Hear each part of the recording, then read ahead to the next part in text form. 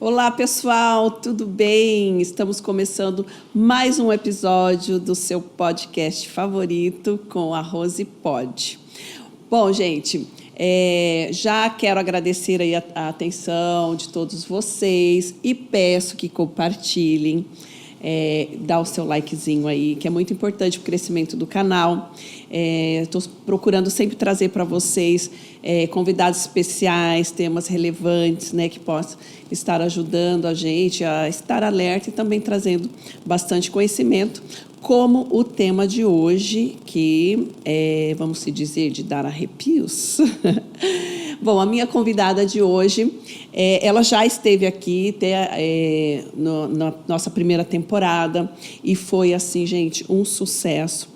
O pessoal adorou, tanto foram vários comentários e vários elogios também, que a gente resolveu, eu fiz um pedido a ela e ela aceitou, uma vez por mês, trazendo aí temas bastante relevantes para a gente, temas que vão ajudar a nossa vida, a nossa caminhada aqui na Terra, tenho certeza. Tanto que nós já temos até o nome do quadro, e esse quadro começa hoje, que é No Divã Pod, com a doutora Ieda Benedetti. Doutora, muito prazer estar novamente aqui, recebendo você. E agora, a gente, parceira aí, uma vez por mês, você aqui com a gente. Eu fico muito feliz e te agradeço você ter aceitado o meu convite. Olha, quem fica muito feliz com essa ideia sou eu. Né? Eu estou honrada, na verdade, com a participação, uma vez por mês, né? A gente criando esse tema, né, no Divã Pod, porque a gente tem um papel social, né? Todo profissional tem um papel social.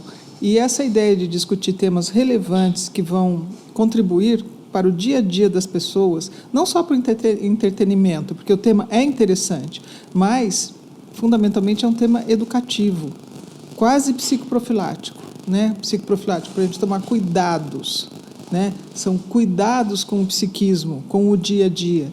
Então, esse espaço, né, aqui, né, na casa do seu podcast, é um lugar que me deixou feliz, honrada e satisfeita profissionalmente. Obrigada. Por poder ter uma contribuição social, como é o nosso trabalho aqui.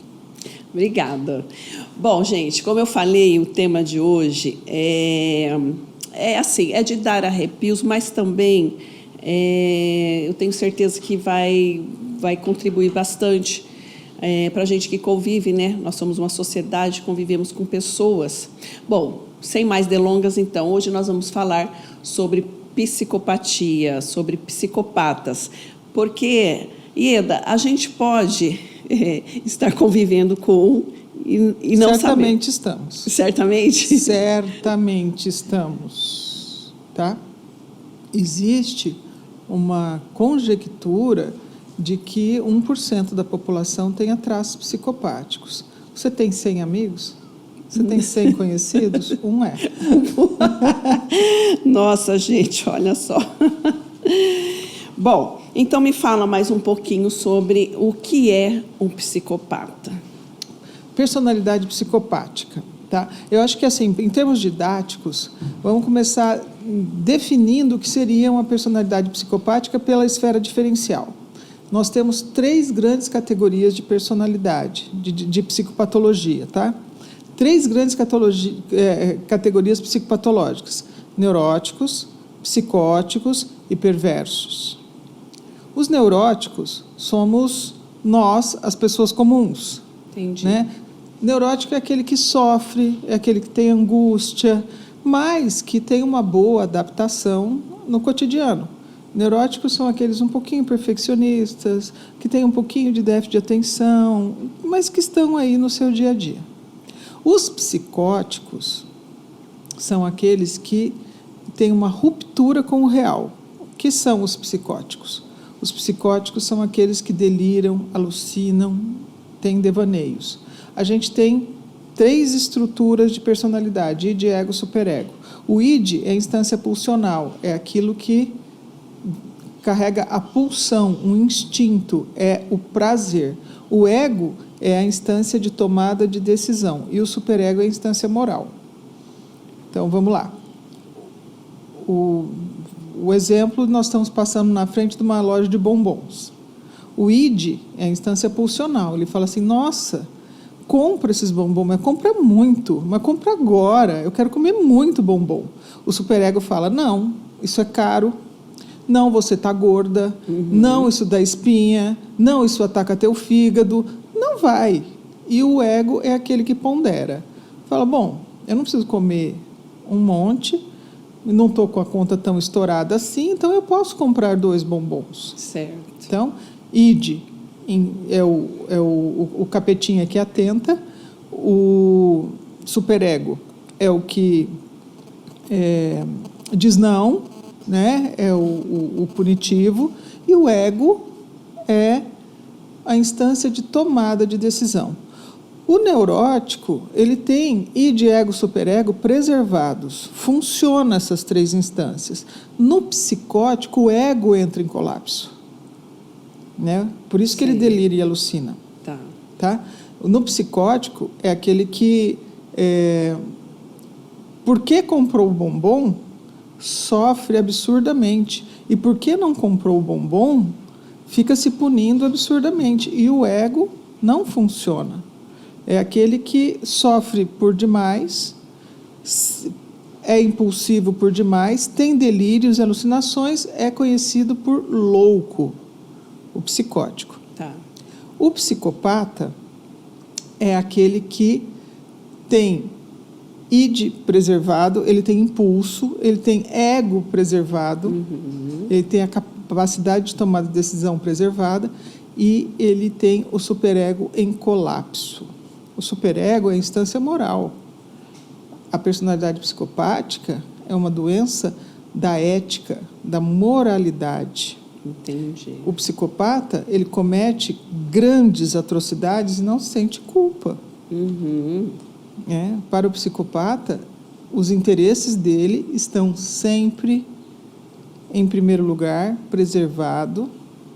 O id tem impulsos como de qualquer outra pessoa. O ego está a serviço dos impulsos do id e o superego não tem ascendência nenhuma sobre ele. Ética, moral, não vale nada. É o tipo de gente que comete um crime, mata uma criança e vai para o cinema. Assiste o filme e acha bom. Ô, doutora, e o psicopata, ele nasce ou eles se tornam?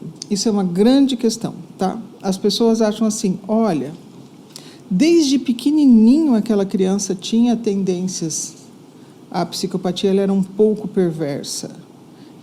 Eu acho que as pessoas nascem psicopatas. Não nasce psicopata, não nasce.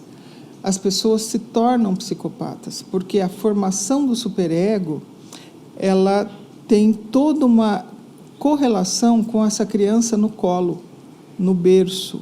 É uma dinâmica com o corpo da mãe. A capacidade de sentir culpa se dá com a criança reconhecendo na mãe o outro humano. Então, é quando a criança está brincando no colo da mãe e isso é, para quem é mãe, já viu muito, né? A criança morde, a criança ataca o peito, a criança ela unha a mãe, a criança chuta a costela da mãe, como se aquele corpo não tivesse dor. Num determinado momento, ao chutar, ou ao unhar, ou ao morder a mãe faz uma expressão de dor e a criança reconhece naquela mãe o outro humano. E diz, é culpa, mamãe, eu não faço mais. A mãe faz, e o neném faz, ai, mamãe, é culpa. Neste momento, o universo se ilumina. Tá? Essa criança escapa dessa perversão psicopática. Entendi. Tá? Então, nós temos neuróticos, psicóticos e perversos. A psicopatia é uma perversão. Então, a capacidade de sentir culpa, a capacidade de se responsabilizar pela dor do outro, é uma capacidade que todos nós precisamos acessar, a gente precisa adquirir. Entendi. Então, as crianças não nascem psicopatas, Tá. mas é uma capacidade que falha. E falha por quê? Muitas vezes a mãe não consegue se comunicar positivamente com essa criança, porque a criança ela vai se comunicando com a mãe e a mãe vai decodificando essa criança. A criança chora, né, e num determinado momento é um choro indiscriminado. Num segundo momento, a mãe já fala, esse choro aí é manha. Esse choro aí é cólica. Mãe sabe. É uma comunicação subliminar. Então, a criança vai acessando essas possibilidades de se comunicar, de se identificar com o outro humano a partir da mediação da mãe. Então, eles não nascem psicopatas. Eles vão acessando algumas habilidades, toda criança vai acessando algumas capacidades e a capacidade de sentir culpa é uma delas. Bom, a gente vê muitos filmes, os americanos, eles adoram, né, fazer filme sobre isso. A gente vê bastante, assim, que... Então, não só filmes, mas também histórias verídicas, né? Que tem a ver sempre com a estrutura familiar. Tem. O pai que era abusador, ou a mãe, enfim, né? Com o atravessamento. Todos nós aguentamos algum tipo de tensão.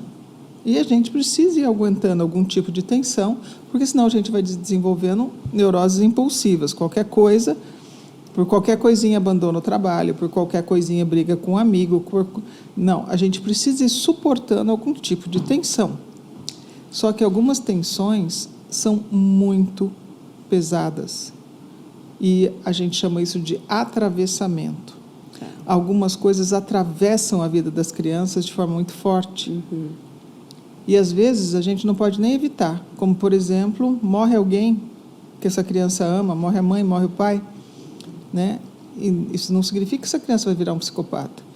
Por quê? Porque a gente vai modulando esses atravessamentos. A gente ajuda a criança a sentir, a se organizar, né? Em torno daquela perda, falar sobre aquilo e transpor essas dores, né? Agora, se o meio ambiente aprende que aquilo é normal, que você tem um pai violento, um pai machista, um pai atravessador, uma mãe oprimida que não é capaz de fazer frente a esse pai, ou uma mãe perversa, uma mãe que simplesmente abandona o seu filho e a criança vai vivendo em estado de abandono. É uma tensão constante. E a criança vai se acostumando com essa tensão. Existe até uma ideia de que algumas pessoas cometem alguns atos de atrocidades em busca dessa tensão. E a própria forma de ser capturado é uma forma de buscar algo que é familiar. Vou te dar um exemplo, você vai compreender o que eu estou dizendo. Algumas crianças crescem apanhando do pai. Nunca tem um carinho, nunca tem um momento de ternura na sua vida. Mas quando o pai chega, tem um momento de tensão, tem um momento da agressão, tem um momento da punição. São aquelas mães que dizem assim, quando seu pai chegar, você vai ver. E o pai chega, vai lá e bate na criança. O pai chega, vai lá e pune a criança. Entendi. Essa criança vive nessa tensão. Aí essa criança cresce, se torna um adolescente e um dia começa a praticar pequenos roubos e é pego. Ele é pego e apanha roubando. O que ele quer? Ele quer repetir aquele ato. Porque o único momento que ele tinha o amor e a atenção do pai era a hora que ele apanhava do pai. Nossa. Que era a hora que o pai tocava. Essa criança busca apanhar. Essa criança busca se dar mal. Ela busca ser punida pelo retorno da ideia de que aquilo é um ambiente familiar. A punição, a tensão precisa ser repetida. Tá, e tem alguma correlação, pelo que você está falando, assim, a gente, né, leu um pouco aí sobre a palavra, o narcisismo, né, ele está muito em alta, a gente vê vários, no Instagram, vários posts, enfim, vários psicólogos e terapeutas estão falando sobre isso. Tem alguma correlação do narcisista e o psicopata? Tem. O psicopata é um pouco narcisista, né? É o bem de si mesmo. O narcisista, ele tem um erotismo voltado para si mesmo.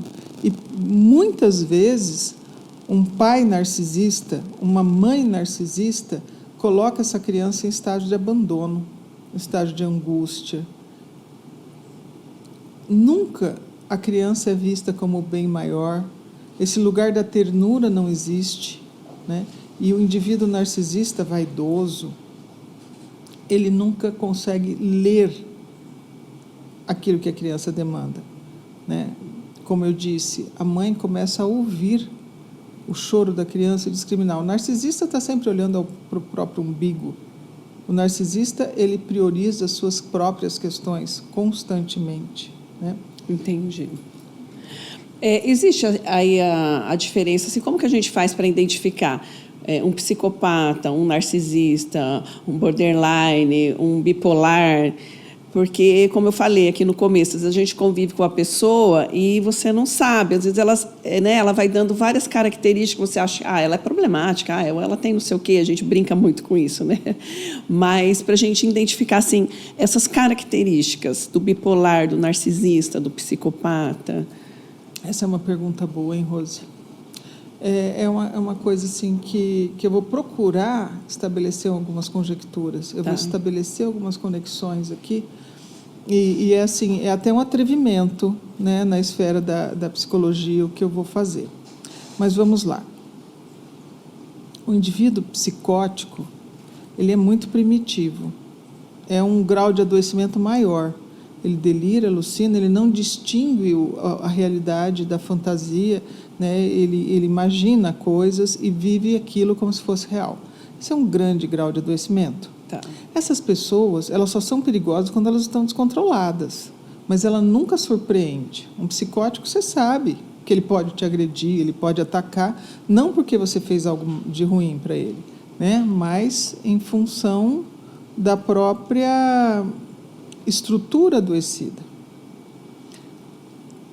O borderline, ele não é nem neurótico, nem psicótico, né?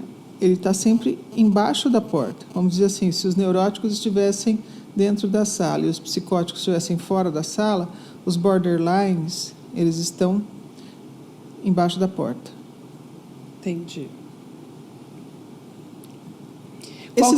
Qual que é assim, as características comuns para a gente identificar um borderline? A incapacidade de assumir as próprias falhas, as próprias responsabilidades. E mesmo quando, por força da ocasião, eles são obrigados a ver o próprio erro, existe sempre uma incapacidade de sentir, né, que realmente tem responsabilidade. A palavra responsabilidade não existe no borderline. A responsabilidade é sempre do outro. A culpa é sempre do outro. Eles são uns príncipes, umas maravilhas. Mas ele tem essa característica de não ter o sentimento igual o psicopata ou não? Não, o borderline sente. Sente. Ele sente, né? E também o borderline é mais burrinho. O psicopata é mais esperto. Entendi. Tá? O borderline, ele é impulsivo. O borderline, ele é pego fazendo as coisas. Ele é furioso, ele se dá mal. Entendi. Com muita frequência, né? Ele começa a trabalhar, né? Porque agora eu vou fazer, é sempre uma promessa. Não, agora ele vai fazer.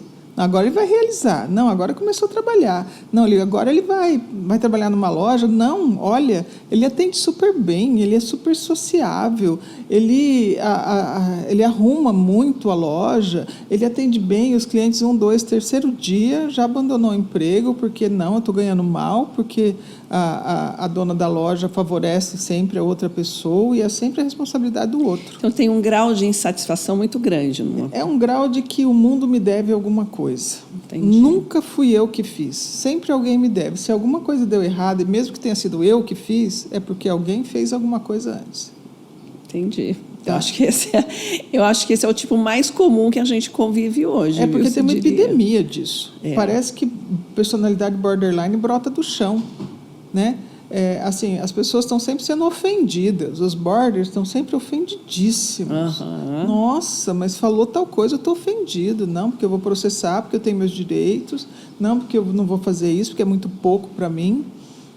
Bom, o termo psicopata, em 1855, mais ou menos por aí, ele não tinha esse nome, né? Ele era chamado como uma loucura Patologia moral, social. não é? Seria isso daí. Isso, é uma loucura moral, patologia social. Então, tá. Daí vamos, então, à pergunta que não quer calar. Tem cura? Não. A personalidade borderline, ela pode ser tratada. O psicopata não. Entendi. Personalidade borderline, que é uma evolução que eu estava explicando, né? Psicótico, borderline,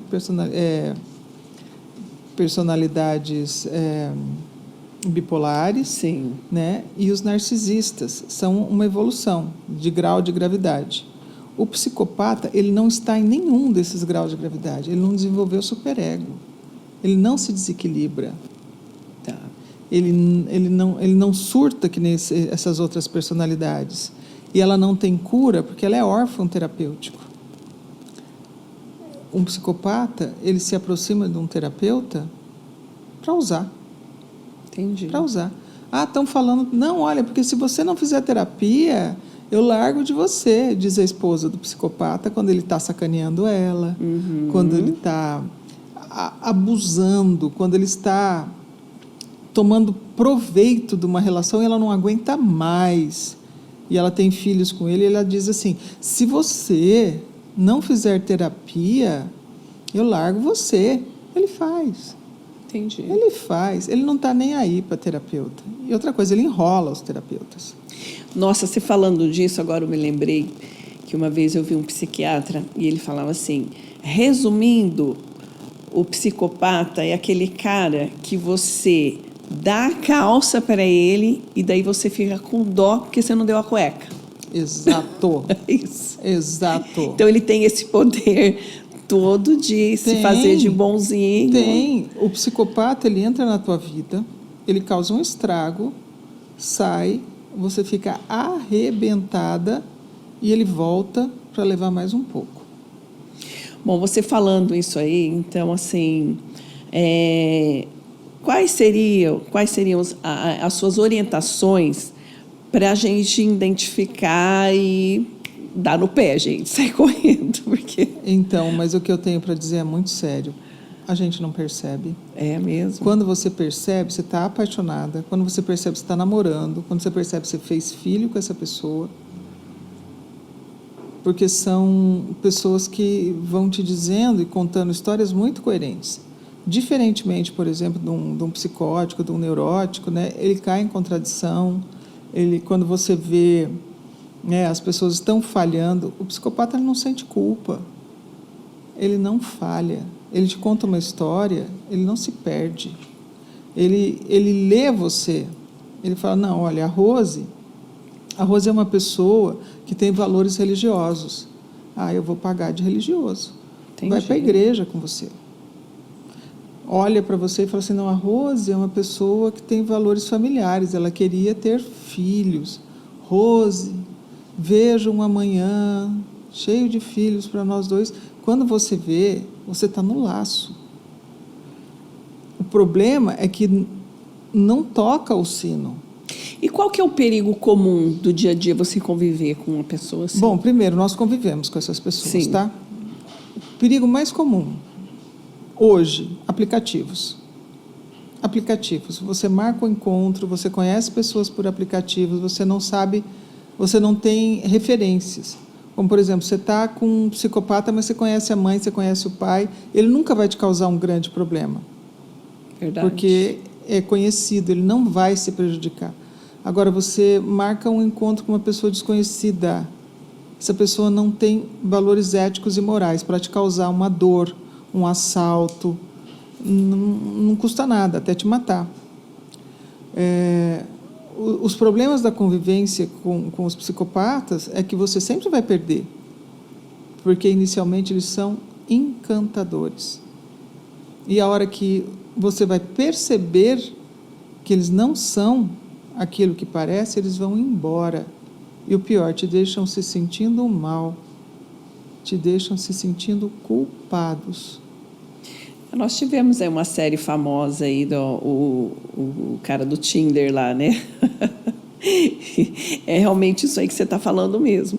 Ele se passa daquela pessoa, a pessoa é religiosa, então eu vou me tornar um religioso para se aproximar Isso.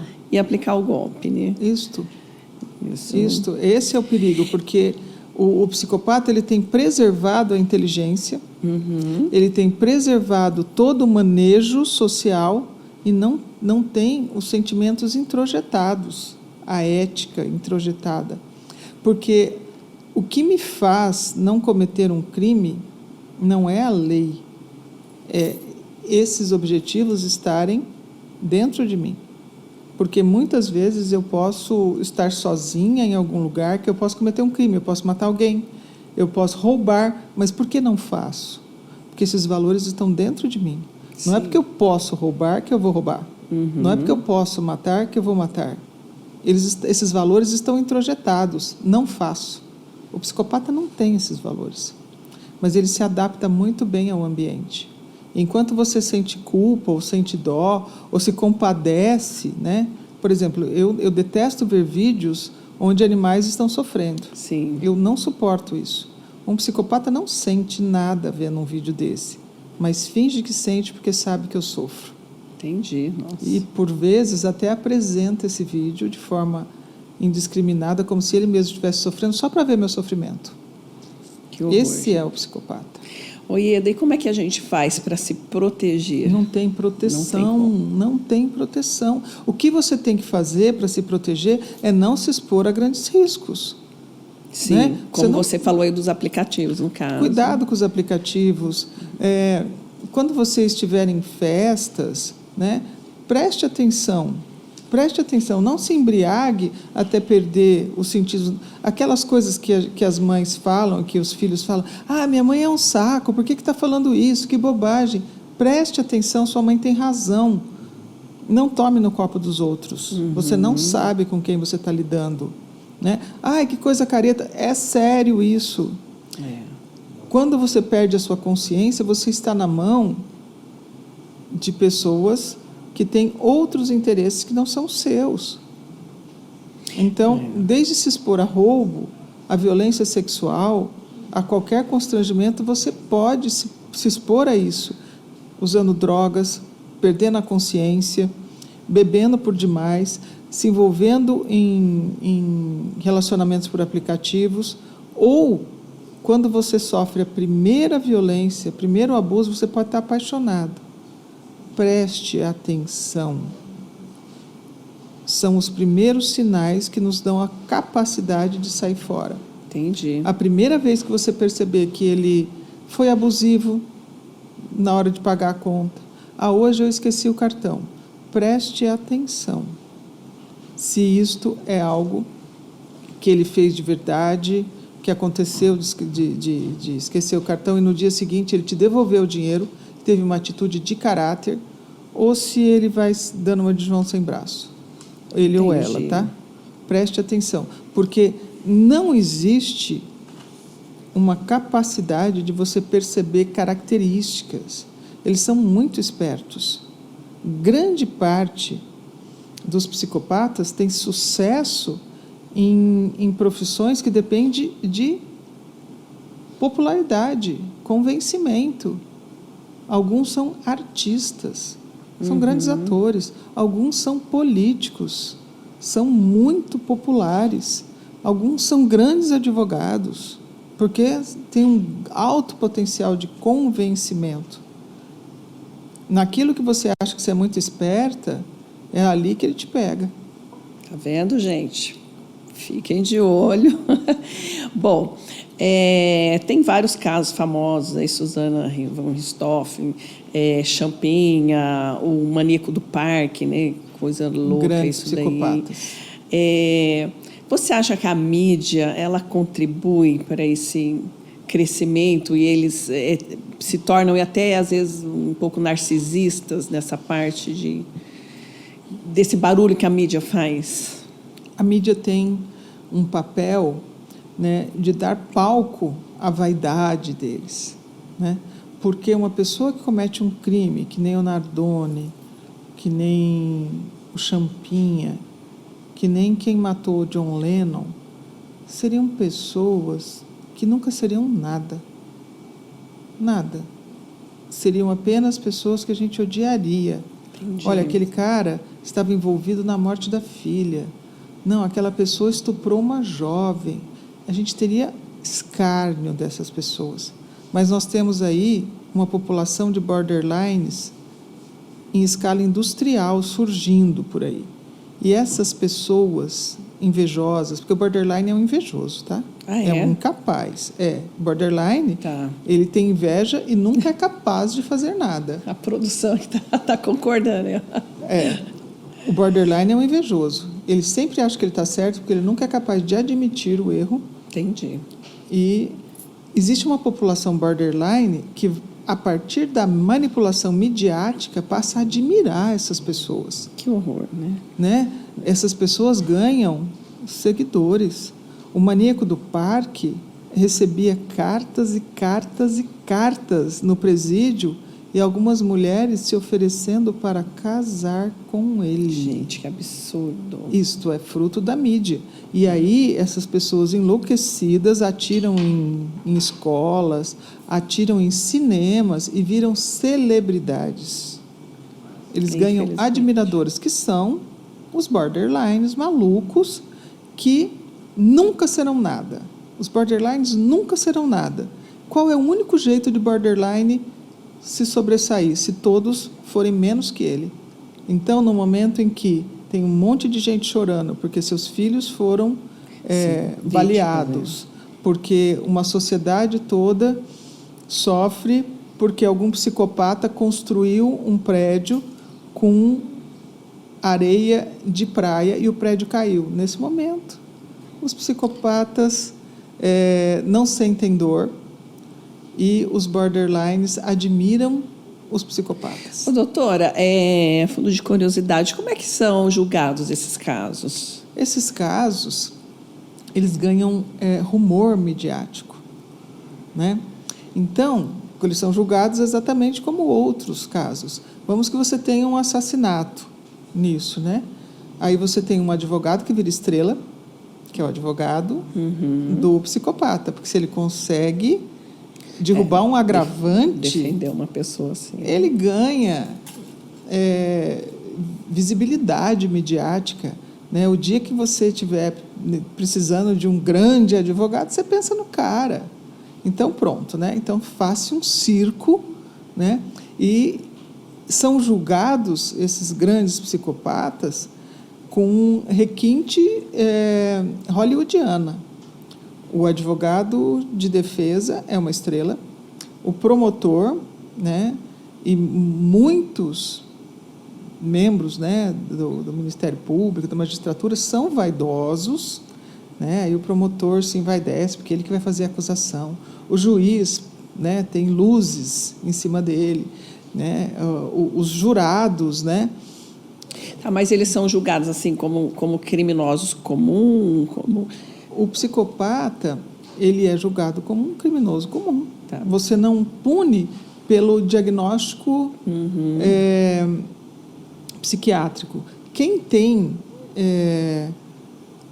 vamos dizer assim, vantagens jurídicas são as pessoas inimputáveis, são os psicóticos. Ah, tá. Os psicóticos, por exemplo, um indivíduo psicótico comete um crime, ele é julgado como psicótico. Ele não vai para a cadeia, ele vai para o manicômio judiciário, ele tem direito de tratamento. Tá. O psicopata não. O psicopata ele vai ser punido. Entendi. Ele vai para a cadeia. O problema é que no Brasil você fica até 30 anos na cadeia.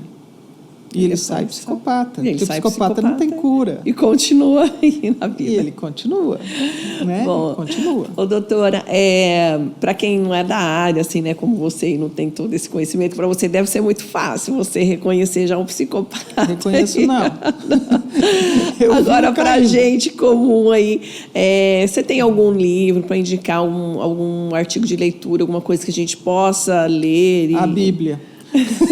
Ótimo. Proteção divina. Proteção divina. Quem quiser estudar personalidade psicopática, eu sempre recomendo, né, o livro Teoria Psicanalítica das Neuroses, do Otto Fenikel.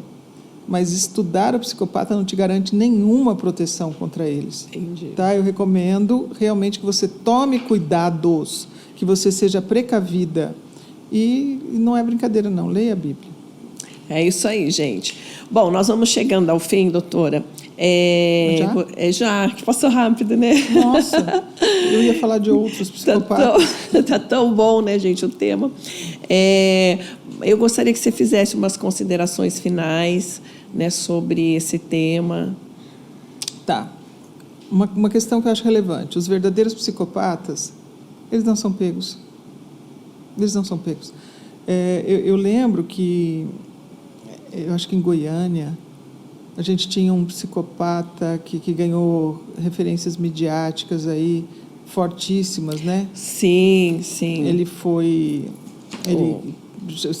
precisou de 270 policiais, aí foi um absurdo, né? Para matá-lo. Para matá-lo. Veja bem, esse não era um psicopata. Lázaro Barbosa. Lázaro. O Lázaro não era um psicopata, ele era um perverso, cruel, assassino, ladrão, mas psicopata é quem contrata ele. Quem contrata um sujeito perverso para matar as pessoas. Esses são psicopatas de gravata. Os psicopatas que saem matando, eles são perversos, eles são cruéis, eles são selvagens, mas esses não são os mais perigosos. Perigoso é psicopata que desvia dinheiro da merenda, fica milionário, tá? E se reelege. Putz, pior ainda. e se candidata e se reelege.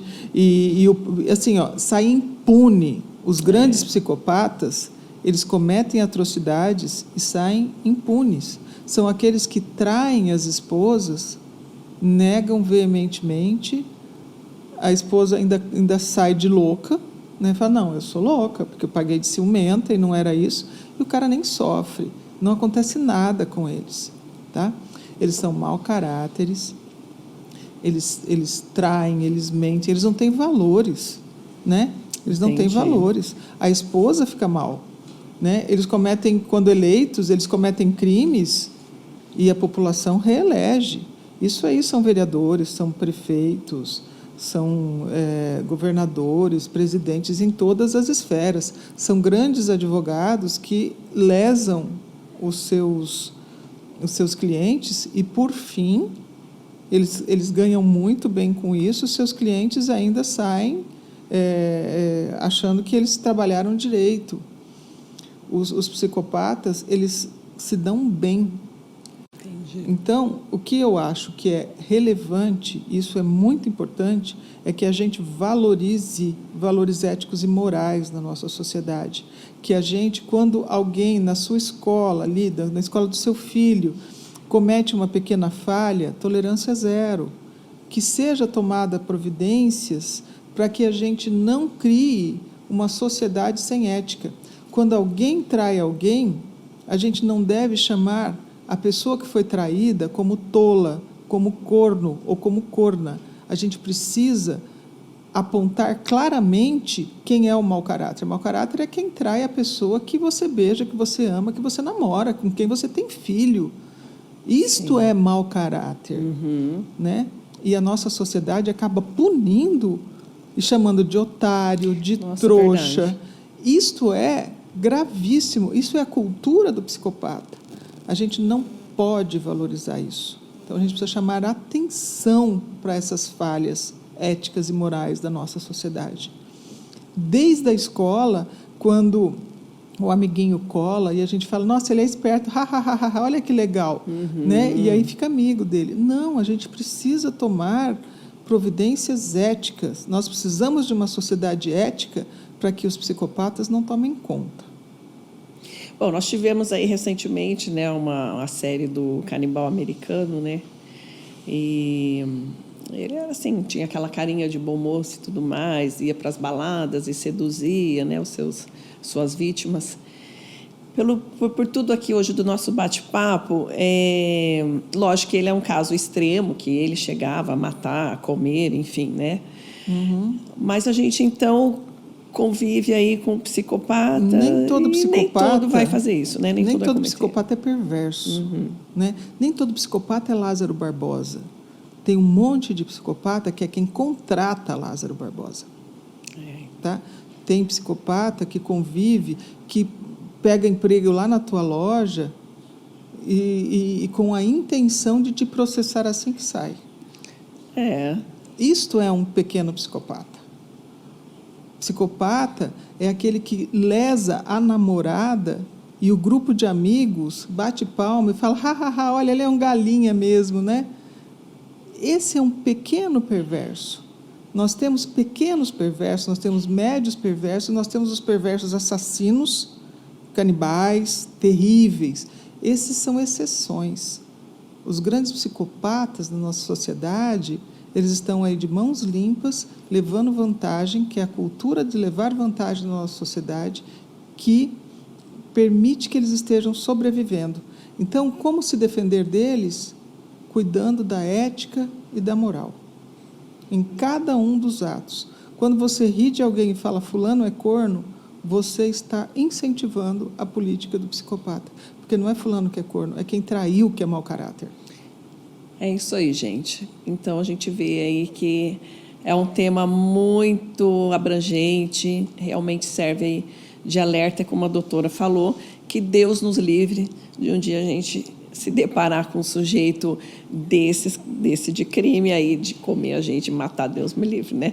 Mas, enfim, porque os outros estão aí do nosso lado, então cabe a gente ter esse julgamento do que é bom para a gente, o que não é bom, e sai fora enquanto é tempo, né?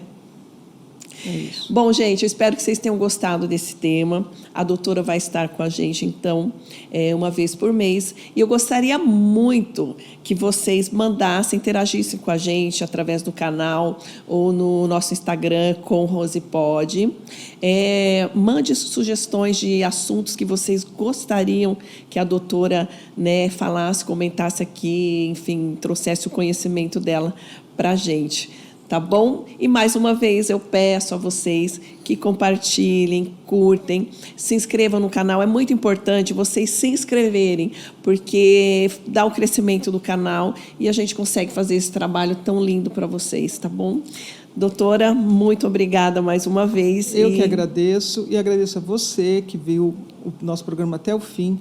Pode fazer pergunta, eu respondo lá no canal com RosePod, eu vou responder, mesmo que eu demore um pouquinho, eu responderei a cada uma das questões. Pode interagir, eu respondo. É isso aí, gente. Então, ficamos por aqui. Até o próximo episódio. Um beijo para vocês. Um beijo, doutora. Um beijo, obrigada. Tchau.